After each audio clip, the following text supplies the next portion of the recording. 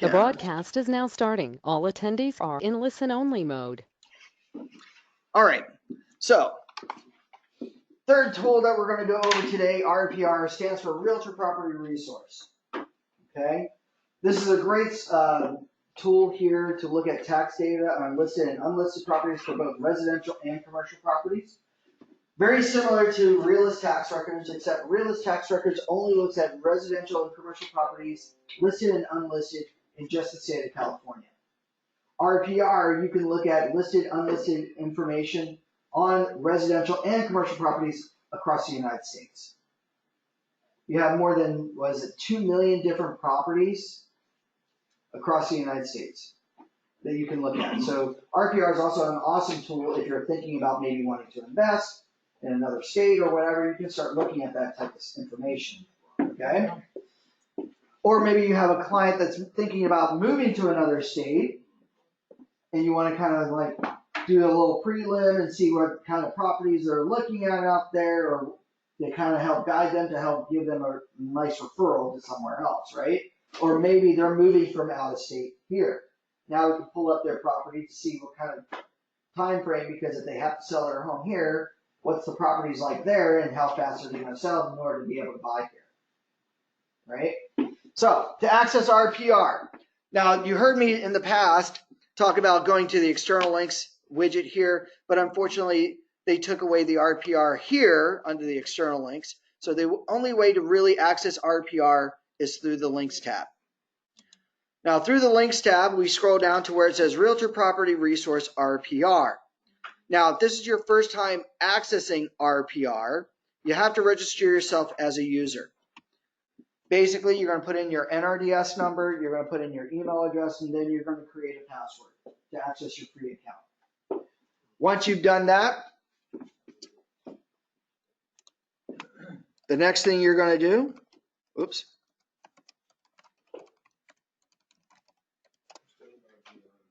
What was that, sir? Realtor Property Resource, parentheses RPR, and that's found under the links tab. It's above Remind.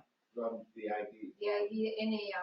Oh, your NRDS number? I think your NRDS number here at Rancho begins with 193.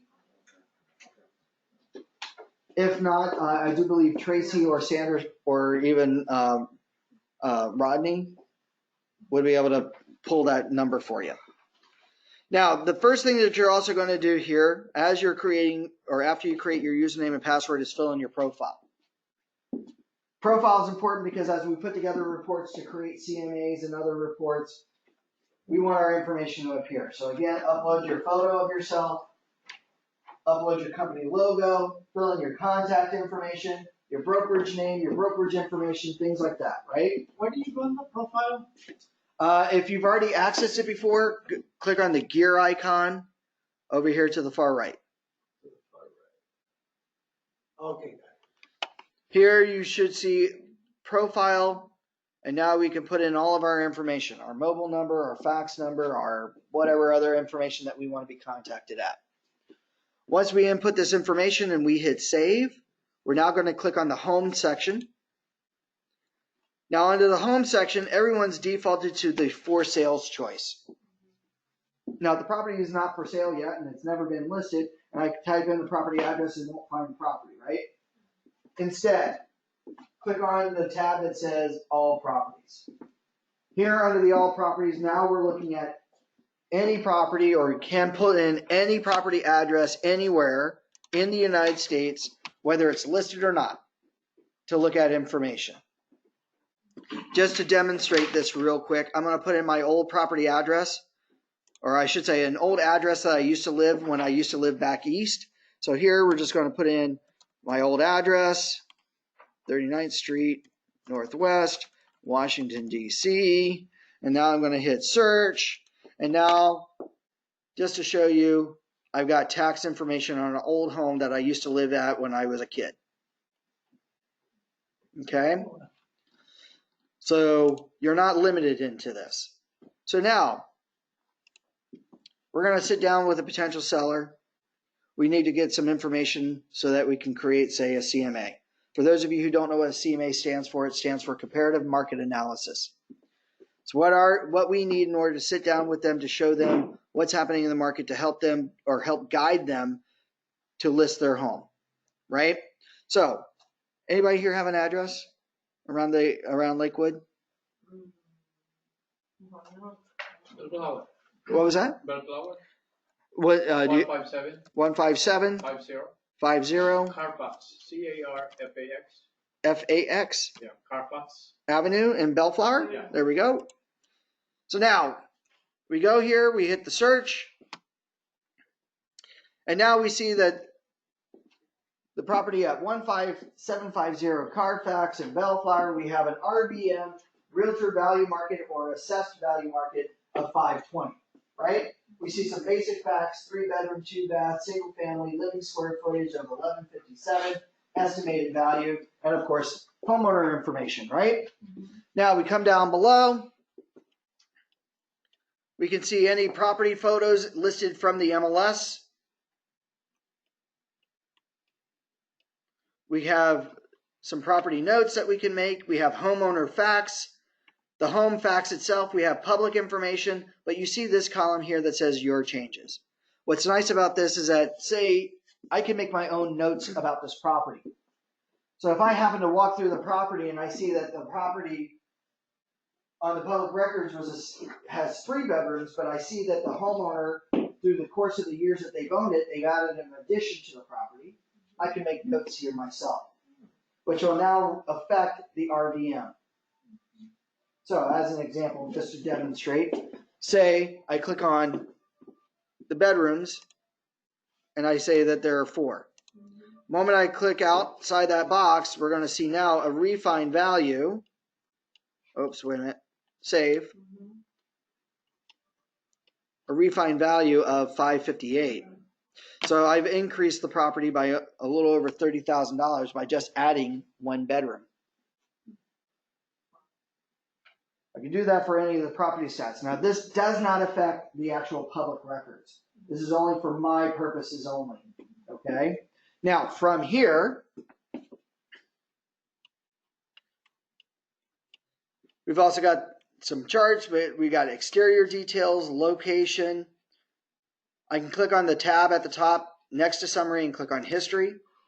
What's nice about the history, I'll see the history of the property, like prior sales, tax assessment, mortgage data. Again, this is all public information. So I can see when a person took out a mortgage, who took it out, what entity, and how much they took out. Here we got distressed information. So I see that there's and I'm glad that this came up, that there's a notice of trustee sale that happened back in 2009. So there was a notice of foreclosure, then it went to notice of trustee sale. So somebody bought it from auction, I guess. Right? Yeah. So we get to see that information. Now I'm not going to bore you with the charts. Charts are all going to be implemented when you create the CMA, but real quickly, the refined value. Now the refined value is going to be super cool because yes, not only can I update the property itself, but maybe they didn't update that. Now, how many of you have been to a property where the client has said to you, well, I did a major kitchen update. I spent $50,000 in my kitchen overhaul. I should get $50,000 more than my list price, right? And you look at the kitchen and you see, obviously the stove's been used, maybe the glass stove that they have there, the burn stains, and you ask them, when did you do the kitchen remodel? Well, I did the kitchen remodel back in 1997. Anybody have that? Have those people that say that? I bought the property in 1985, but I did a major overhaul back in 1997, right? Down below, I can help a seller understand some stuff. And these are going to be interesting questions. So yes, okay, seller. You told me here that you did a major kitchen update, upscale to the what's the not the refrigerator, but Viking appliances. But the Viking appliances are 20 or 30 years old, right? So maybe they completed their kitchen remodel back in 2004, and they spent at the time $30,000, right? So, okay, I'm going to take into account that you spent $30,000 back 15 years ago. Now when we hit add, we see that it's only going to add $10,000 to the current value. Why? Because you've used the kitchen, hopefully. Today's or yesterday's upgrades are not today's standards. Yes, Viking appliances are great, but as they age because of depreciation and because of usage and this and the other, right? So here, yes, I'm going to take into account those things that you did do about the property to fix it up. But to show you, in a way, what's actually, how much of a value does it actually pertain to today's market. Now, how many of you have gone into a property where it needed help? It needed to be fixed up. Like, it's got that old pink carpet, or it's got that, oh God, what's that plywood that's on the wall, right? You know, those, you know, back from 1972 or whatever. Yeah, you got the clients all like, my helmet is in pristine condition, and they've got the pink tiles in the bathroom and all the stuff. And it's hard to get them to understand, like, hey, when a buyer walks through here, they're going to see these things that they might need to upgrade because this is a home that they are going to buy, right? Down below, we can now tell them or make notes about the property's improvements that need to be done, like carpet. Or actually, let's do flooring. Hardwood flooring. Hardwood flooring. Now, the cost is all based around your experience being an agent, right? Because you're going to have your own vendors. So if I was adding hardwood flooring in a home, how much would you probably spend? Probably what? Well, depending on the square footage. Say, this is 1,100 square foot. You are like 500, 600 square feet in hardwood, or? Let's do the entire house. Let's say the entire house, throughout the entire house. Say that shag, green, blue, orange carpet that's there throughout the entire house. Somebody needs to replace all that flooring and wants to put in hardwood. Because that's the trend today. Yeah, right? How much are you thinking about that would be cost? Based on your vendors. They probably say, what, $15,000? Right? Now we say add. So now we minus from the value.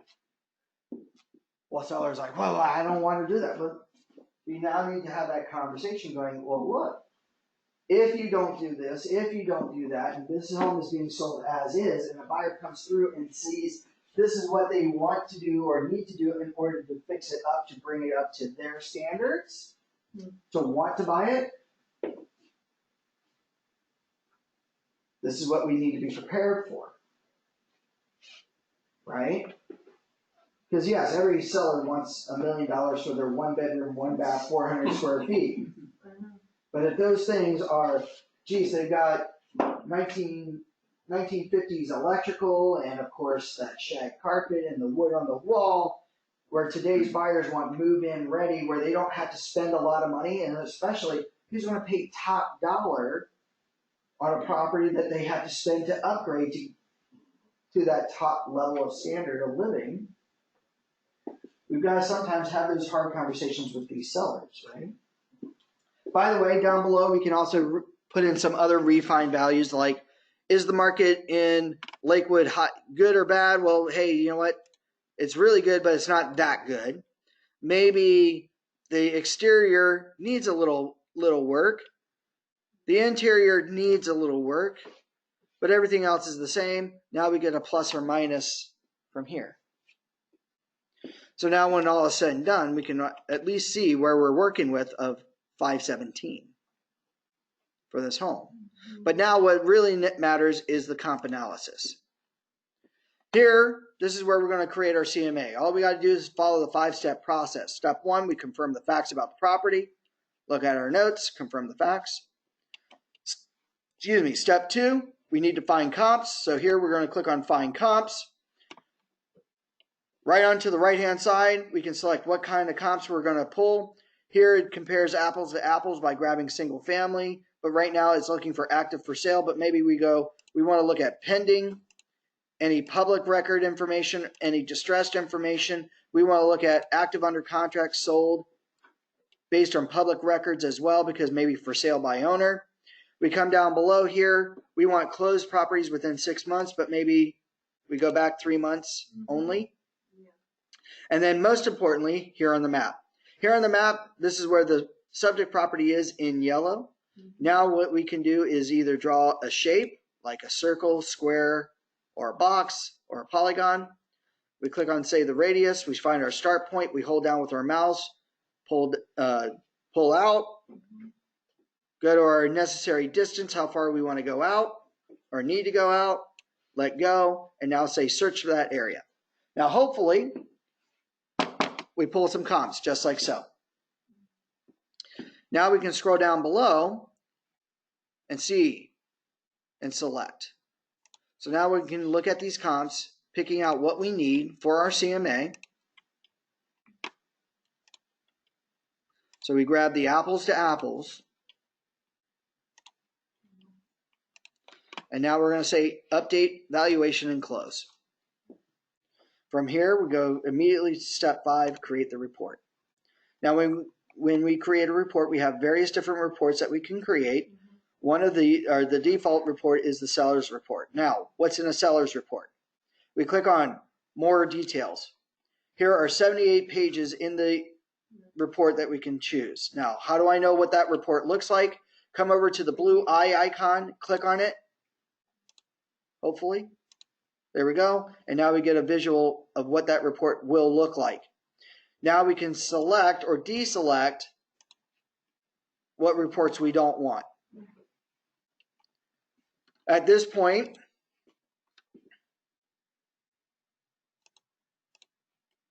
we can come down below, and now we can say deliver it either as a PDF to me, or I can email it to a client.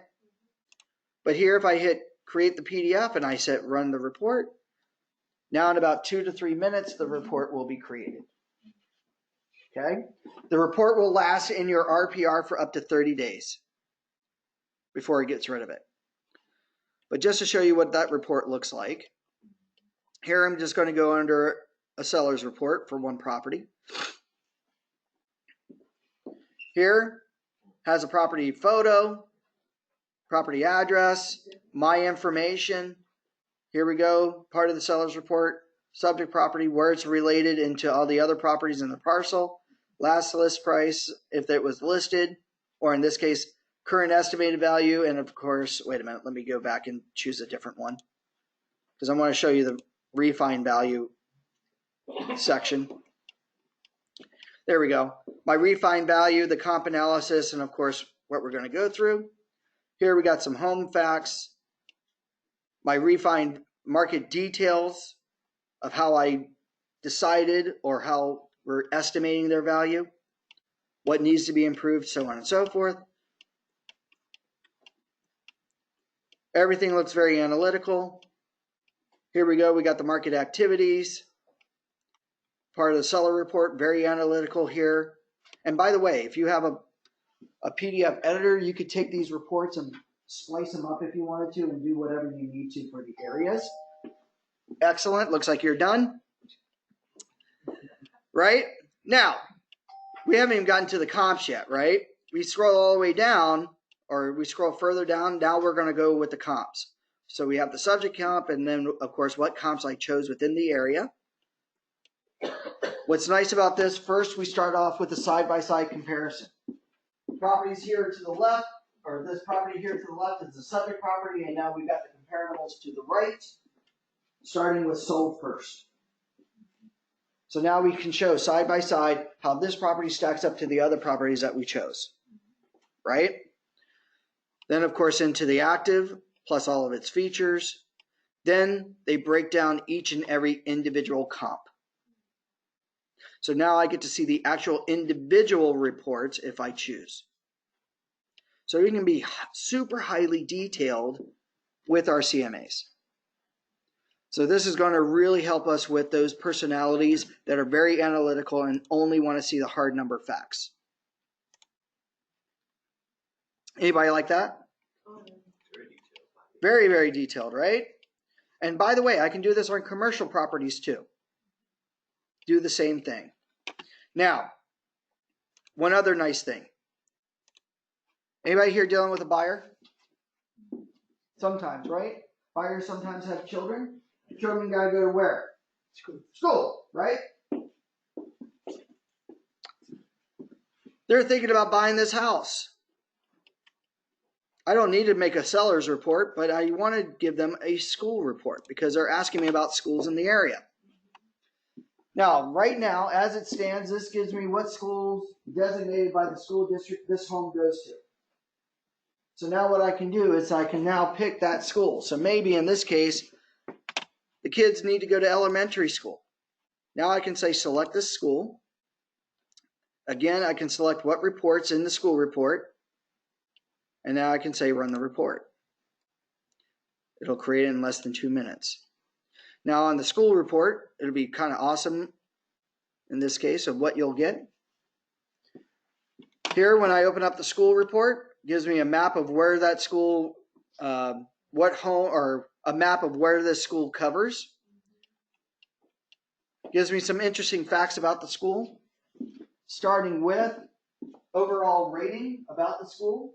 So in this case, this particular school is an A+ school. It tells you how many kids are currently enrolled, student-teacher ratio, right? Student free lunch. I think you all have heard that, right? Where the kids of low income or whatever get free lunch program, right? And of course their academic grade. Here we go. In this particular school, yay, glad that one came up. So we'll show this particular school.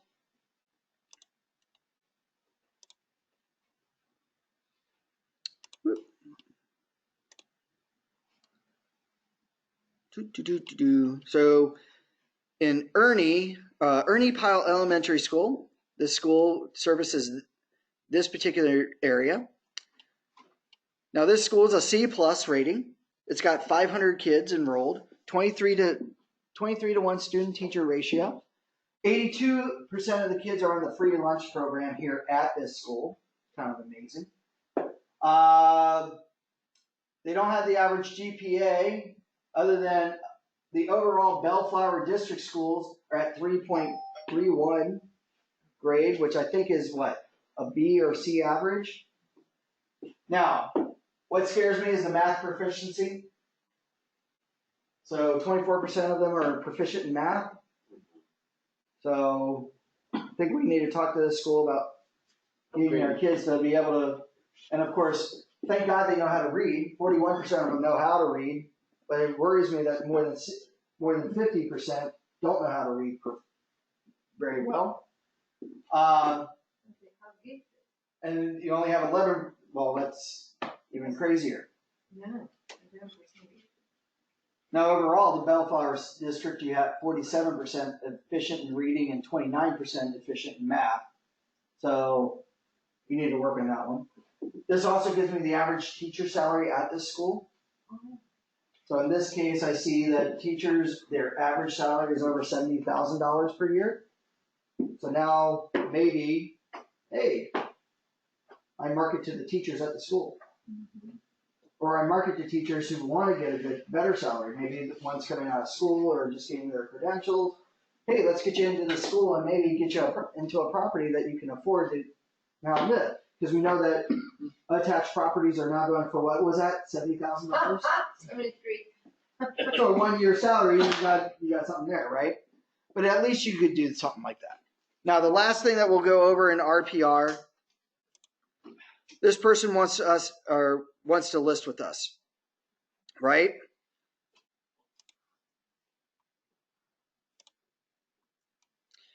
So here we'll pull up that Carfax Avenue again. I need to make a transaction. I need to put together my listing agreements, this, that, and the other, right? Now, what do you guys do right now? You go into Zip Forms, you create a transaction, right? You grab a form, then you got to type the entire form from scratch, right? This is where you're going to have fun with RPR. without having to jump over to zip forms right away, there's a button here at the summary of a transaction that says zip forms transactions. What I'm now going to be able to do from this feature is import tax data for this home onto my contracts. So you may be familiar with a feature in zip forms called MLS Connect. MLS Connect allows you to import MLS listing data directly onto your contracts. Great for when you represent a buyer, right? Because now you can just pull the listing data over so you don't have to type as much. Yep. Well, now this feature is great for a seller because now with RPR, you can now import tax data information onto your contracts for your sellers. So how this works, we click on Zip Forms Transactions. We now say start a new transaction in Zip Forms, and we're going to select a listing. Now I'm going to say OK. Now I can go into Zip Forms. Zip Forms should open up for me at this point. And now you'll see in my transaction list. So Zip Forms have to already be open, or it's automatic? It's automatically opening it for me right now. Because when I go into Zip Forms, when I sign up for RPR, there's a button in Zip Forms that says View RPR. If I click on that, it'll ask me, oh, would you like to merge your RPR account and Zip Forms together? You want to say yes. So that's in Zip Forms? That's in Zip Forms. Okay. Now, at that point, whether I'm in RPR or I'm in Zip Forms, I can now import that information from their tax records onto my contract. So where's that button? So in Zip Forms, oh, by the way, you'll notice that here's the tax information, right?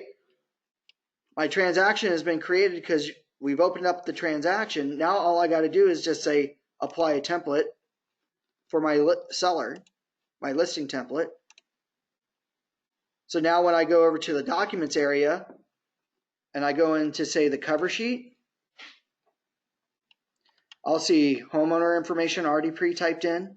I'll see property information already pre-typed in. The only thing I need to type in now is my list date, my expiration date, my list price, right?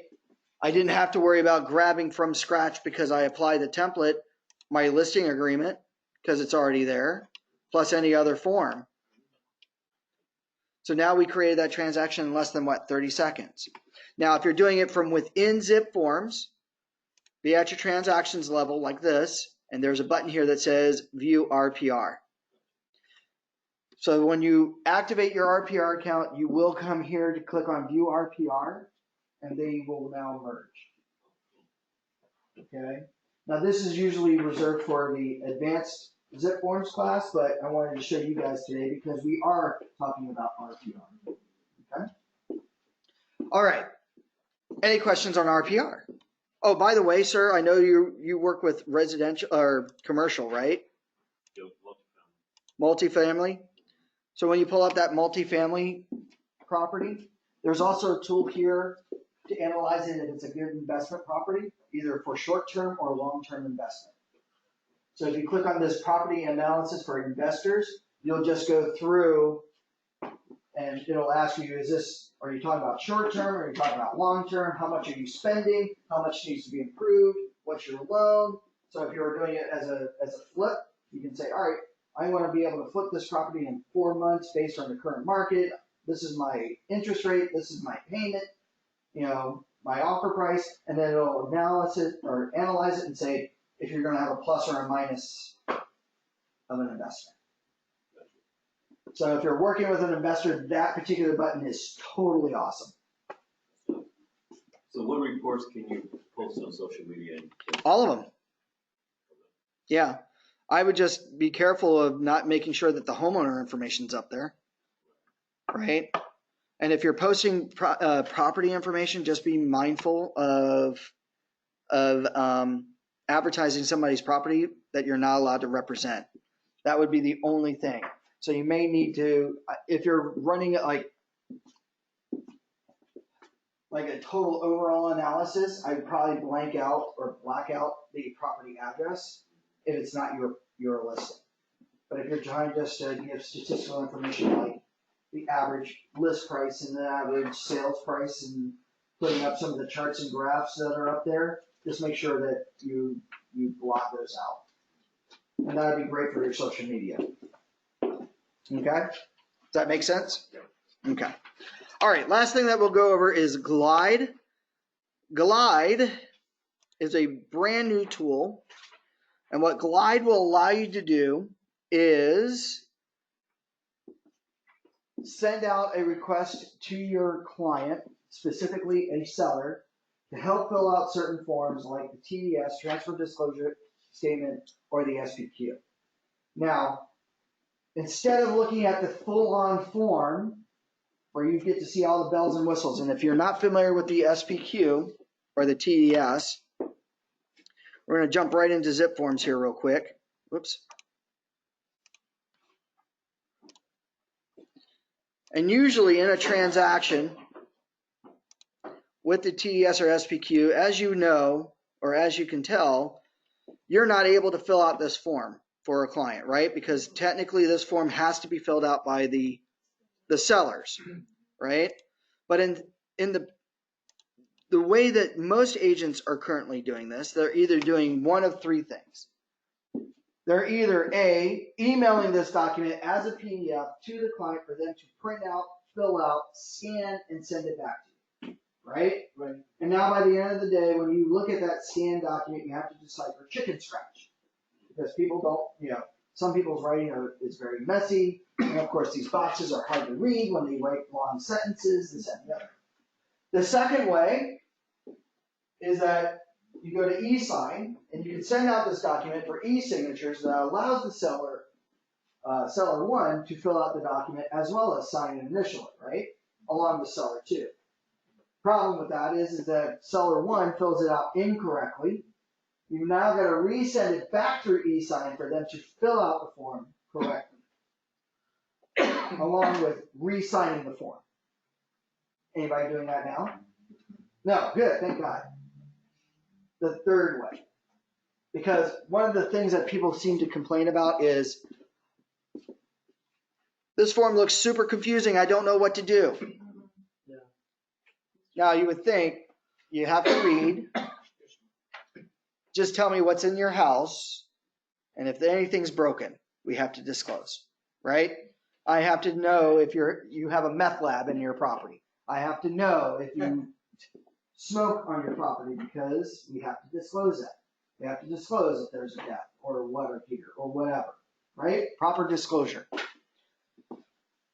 So let's just make it easier for you, seller. This is where we're going to use Glide. Now, at first, we're going to go to the website glide, glide.com. That's under the link, right? You can click on the link and it should take you here. Now, at first, you need to actually create an account, okay? So you're going to go to where it says Get Started and create your free account. It's going to ask you if you're a realtor, okay? And let me see here. It didn't take much. Where did it take you? Okay, so ask if you're an agent, broker, transaction coordinator. Okay, so in most of y'all's cases, you're going to be an agent. Sir, you're the broker, okay? Now here, I'm just going to sign in.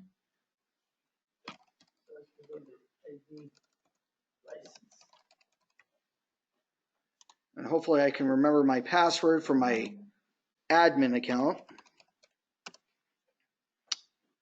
Okay.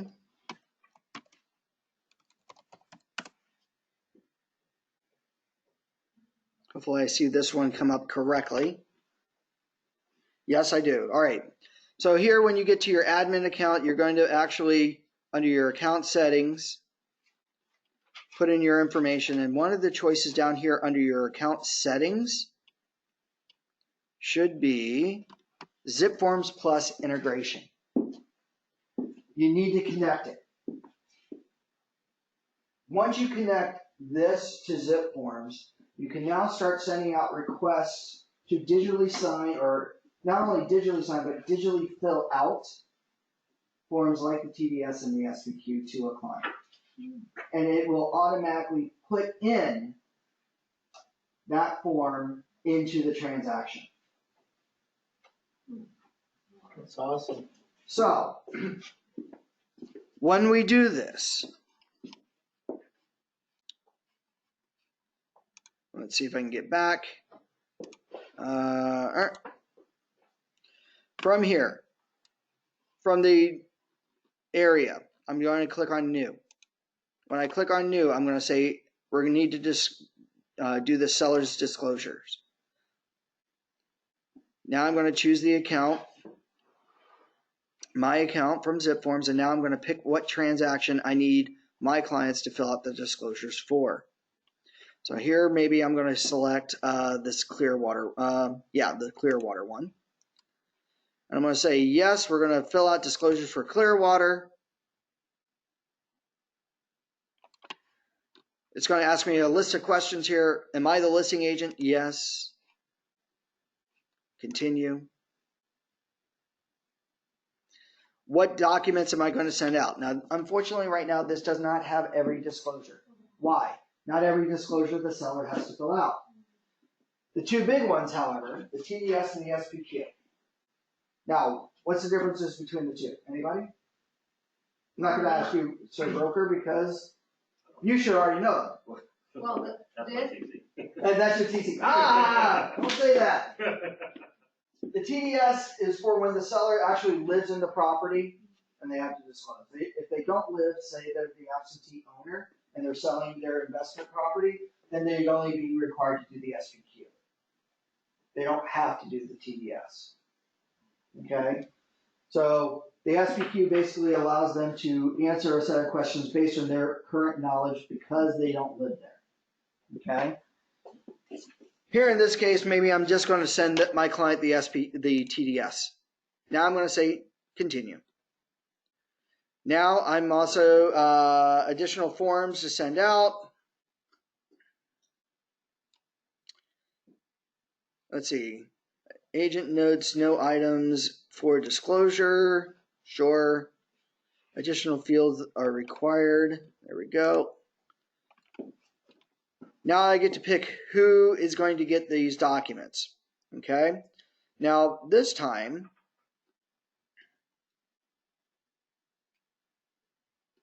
email required. Click to add. And actually, I'm going to type in their email address. Okay. From here, I'm going to hit save. I can add as many people as I want to fill out the form. Only one person can fill out the form at any given time. So Glide will allow each individual person to fill out the form if necessary. So if seller 1 fills out something, seller 2 could actually fill out the form as well. They can either overwrite or add to the form that's already been filled in. You may or may not want both sellers to fill out the form. Okay? Whereas in digital signing the documents, seller 1 only has the right to fill out the form in digital signatures. Does that make sense? Yes? I didn't know that. Yeah, so seller 1, whoever you designate as seller 1, if you digitally sign the TDS or SPQ, only has the capability of filling out the TDS or SPQ. Seller 2 does not. Glide, I can pick both parties to fill out the form. Okay? Now, in this case, when we do this and I hit continue,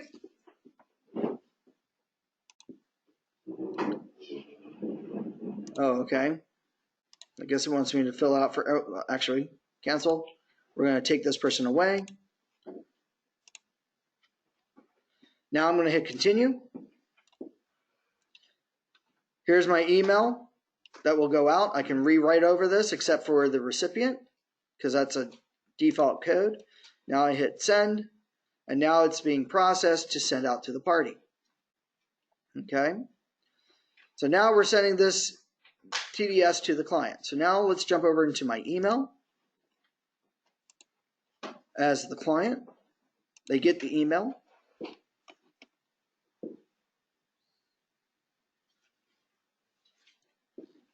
Here we go. Anthony Breed via please complete documents for this disclosure per Glide. Hi Anthony, how you doing? Let's get started. In their email. Now they're going to sign in.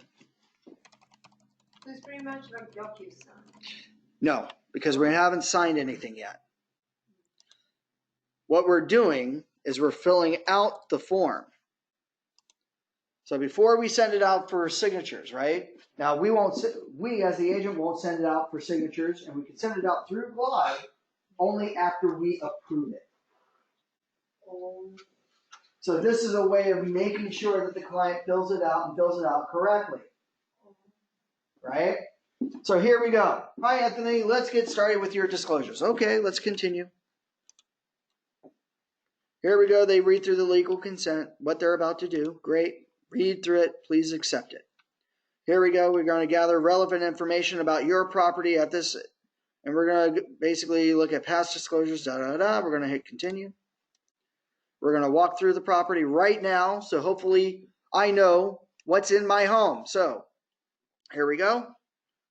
Tells you how to fill it out. If I'm unsure, I can flag it. If they flag something that they're not sure about, it won't let them complete the form, but it sends me, the agent, a notification that my client has some questions about the form.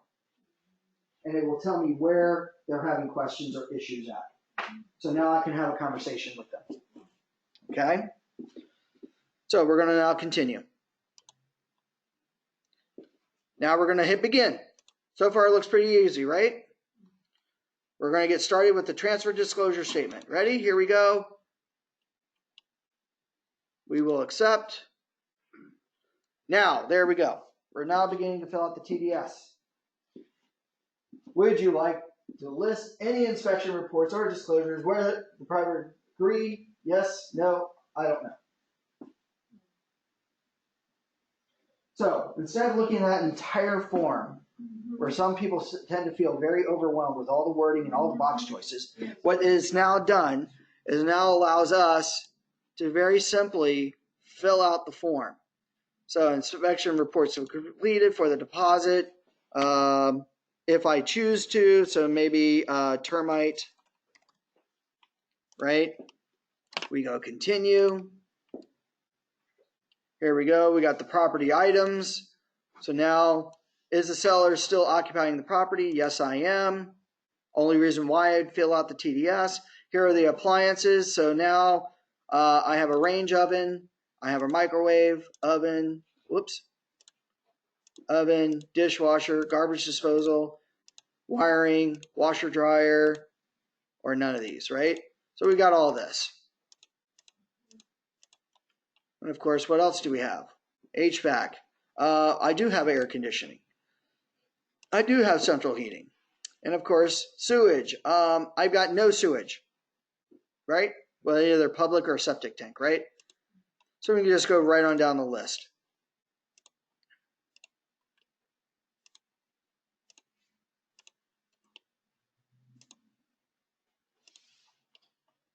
I still have it. I do have a hot tub. Why not? With my pool. Let me continue on. Is the garage attached? Yes. Does my garage have an automatic garage door opener? Yes. How many remotes? 20. Because I keep losing them. And I found them all one day. Right? Is there a locking safety cover over the hot tub? No. Because we all like to jump in any time. Are there chain restraint barriers around the pool? No. Who cares about kids? Right? Where's the property of the garage? Because I've got to charge my Tesla. Right? What type of roof do I have? I don't know. We'll flag it. Right? Hopefully they know what type of roof, right? Maybe asphalt shingles. I don't think many people here in California have asphalt. But you get the gist. Right? So here I'm just going to answer these really quickly. Do I know how approximate age of the roof? No. It's been here forever. So here it verifies my information. Right? Is there, best of your knowledge, any property items listed below that are not in operating condition? No, they're. We hit continue. Now we're going to talk about the defects. Significant. Interior walls, sure, continue. You're right, whatever the problem is, continue. Property issues, no. Are you aware of features? No. Any substance abuse? No. Encroachments? No. Right on down the list. It looks pretty simple, right? So what it's doing is it's asking the individual all these specific questions about their home, and hopefully now they're more easily and more comfortably doing this, right? Yeah, because the client now doesn't need to read one by one. It's just replying and that's it. They're replying to the questions being asked, and that way we're going right on through the list, and there are a lot of yes/no questions if I recall in the TDS, right? So our TC could sign up to this and help us do this, or we have to? Well, it's still your responsibility. Right. Oh, yeah. TCs don't have accounts, right? They don't have access to zip forms. They don't have access to MLS.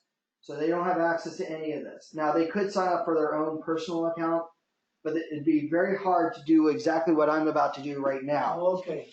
right? Because I sent it out from, now if I gave my TC my logins, then they would be able to do stuff like this for my client, right? But you got to be really super careful because CAR is starting to crack down on agents who are sharing their IDs with non-members. So just be super, super careful. Now, here I've submitted my form.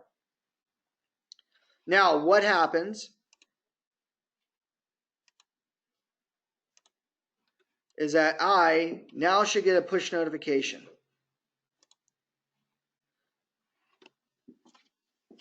The push notification now says that my seller has completed disclosures for that Clearwater property, right? I can now view it. When I view this, I can now review everything that they've asked. I can now look at it. I can say, approve it. But most importantly, I can now send it out for e-signatures, either DocuSign or digital link. Okay. So now I can send it out from this platform to the parties. Now, just to show you also real quickly, we're going to jump back into zip forms. We had that client fill out the TDS for Clearwater, right? So here I'm going to pull up that 7 Clearwater property, and we're going to jump right into that TDS. And now we see all their information that they filled out just 2 seconds ago. It's automatically filled out right here based on their answers. Now, even from here, I can set it up for e-signature, but at least with Glide, I can now send it out from there, and now when they sign it, the signed PDF documents automatically end up in here. Anybody like that? There's my. There you go. Did I show everybody anything new today? Oh, Yeah, everything good. Very good. Anybody brain overwhelmed and ears bleeding? Yeah. Yes, excellent. All right. Are there any other questions, y'all? No? I think All right. we need to keep learning and learning and Good. no choice. Practice. If your email's on the sign-in sheet, I will email you all 3 video links to today's classes. Please, by all means, look out for that email. Other than that, if there are no questions, I hope you guys have a great and wonderful weekend. Try out some of these tools today. I'd love to get some feedback from you. My information's on the top of your notes choice there. And I have my business cards also by the sign-in sheet. Sir, Sorry, Tony. feel free to call me or email me anytime. Other than that, have a great and wonderful weekend. I got you out of here by 1:03. Fastest time I've ever had. Thanks, Tony. Thank you. Thank you so much. Great.